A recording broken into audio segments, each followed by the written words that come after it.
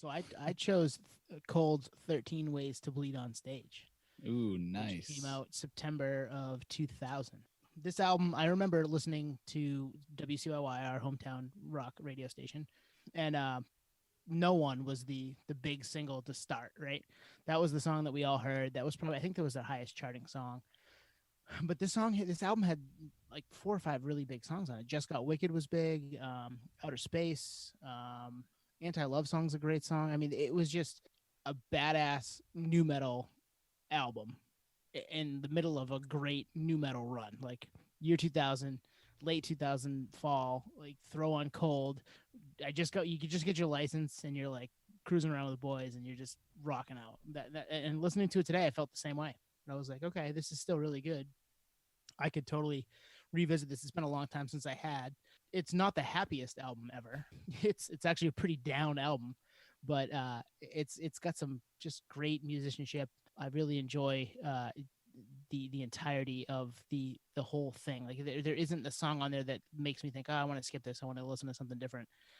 And Bleed, the last song on the album, is just so good. It's just such a great song. What do you guys remember? I agree, man. This album is really cool. The first time I actually heard them was a demo CD, like one of those like 2-song sampler CDs you get with, like, I think when you buy another album you get it. Yeah. And they were both acoustic songs, covers or acoustic versions of the songs on this record. And I remember thinking, man, this guy can sing. These songs are beautiful. And eventually picking up the record, and it's very melodic. Scooter Ward's got a great voice. Songwriting reminds me a lot of Alice in Chains, kind of like, unfortunately, kind of downer lyrics, right? But speaks to something very, very pure. So, yeah, I liked it a lot, and still do. I still think it's it's probably their best record, right? Yeah, I would agree. Yeah. They have a couple other albums that have a good song or 3 on them, but this is easily their best record. Yeah, I really do like this record. It's super raw, but at the same time, it's filled with melody. Like this is their best album for sure. I think it's self-titled before that. I didn't really get into, and then Year of the Spider came out after this, which had was it Stupid Girl, which is Gone Away. Gone Away is a great song at the end. Yes, but yeah, this album, it's funny. Like there's some bands where the singer is just perfect for the band, and I think it's Scooter Ward. He's perfect for this band. Yep. Yeah. And in terms of new metal, I don't want to be too much of a hot take, but it's probably a top 15 to 20 new metal record of all time. Mm-hmm. And that's tough to say because like we chatted about all those good bands from a couple episodes ago, but kind of a personal memory about these guys.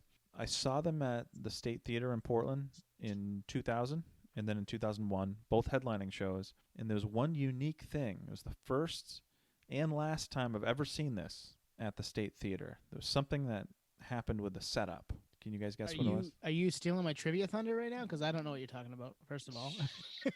And I've got great questions. I was at both these shows, but I'm trying to think about what you're All right, I'll get to it. There was no barricade.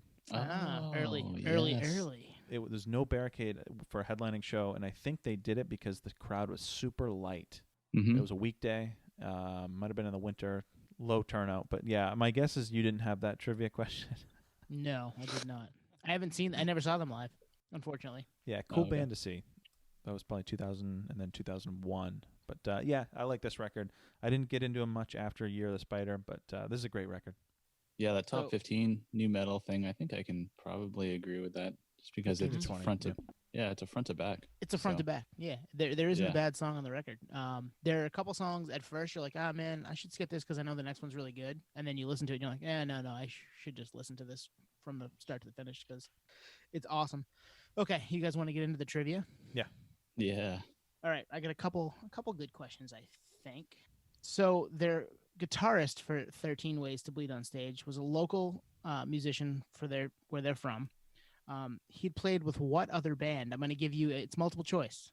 Was it A, Creed, B, Limp Bizkit, or C, Shinedown? All Florida bands. Ooh. Can I guess? Yeah. I'm going to go LB, Limp Bizkit. You are correct, sir. Because they're both from Jacksonville, right? Terry Balsamo was with Limp Bizkit before, in 1995, I think before Wes Borland was even with them, right? Oh, wow. Yeah. And then was joined with Cold for 13 Ways and Year of the Spider. Yeah, I figured it wasn't Shinedown just because of the eras. I don't think Shinedown. Yeah. Yeah. I just tried to find 3 Florida bands, and obviously Creed was also a Florida band at the same time coming up. So Yeah. I was Oh, yeah, hoping yeah. to throw you up with Mark Tremonti, but it wasn't Mark Tremonti. I mean, he was in a Christian band essentially, so that wouldn't have really fit for the subject matter of 13 Ways. So Less than Jake. who is put a song out today for an album for the first time in 7 years? Just throwing that out there. Ooh, wow. nice. Nerd Tangent. facts. New Less Than Jake. Yeah, nerd facts. Here we are. During the Cold segment, you get Less Than Jake talk. Only at the Tangent Podioslave podcast. All right, so the next question here. 2 songs feature the same musician on this album from another band. If you can name the songs, great. If you can name the musician, great. I want both if you can do them both. And around the same time frame, so you should know both. You'll know who it is. Okay, can I go first? Yeah. Mm-hmm. Aaron Lewis Mm-hmm. on Bleed, the last song, Yep. right? What else? I don't know. Just Got Wicked? Nope. What is Send in the Clowns? Or Down in the Clowns. Is it Yep. Send in the Clowns? Oh, Yeah, wow. it is. Damn. Aaron Lewis was on both of those songs. I knew he was on Bleed. I did not know he was on Send in the Clowns. It's so funny though, like in that era, like I look at Stain now and it's like, all right, butt rock, the singer went country, but in Yeah. that era, they were listen to Dysfunction and then listen to Tormented. I'm telling you, go Yeah. on YouTube, look up Yeah. Tormented. That album is way different than you would know Stained. No, just listen to Mud Shovel. And that guy is now the country superstar. Yeah. Or country, whatever. I'm not even sure what he is. But all right, my last question. What do the band Cold and Mandy Moore have in common? Yeah, this is a tough one. You guess, Nate, and then I think I'll guess. I can give you a hint. I can give you a hint. Did she date It's a- someone? No, No. It has to do with a movie. You're never going to get it. It's great. Did you know the song No One was on the movie A Walk to Remember's soundtrack? No way. What? I couldn't believe it myself. I was like, are you fucking shitting me? Wow. That is Yeah, a so deep cut. That's a deep that's cut a- nerd fact. That's what you come to the Podioslave podcast for. I learned that today, and now everybody out in the world knows That is a song good No deep cut. One was on A Walk to Remember soundtrack, and Cold and Mandy Moore shared the limelight. Damn, when you said Mandy Moore, the only thing that came to mind is like Scooter Ward is actually the husband in This Is Us. Yeah, that would be funny.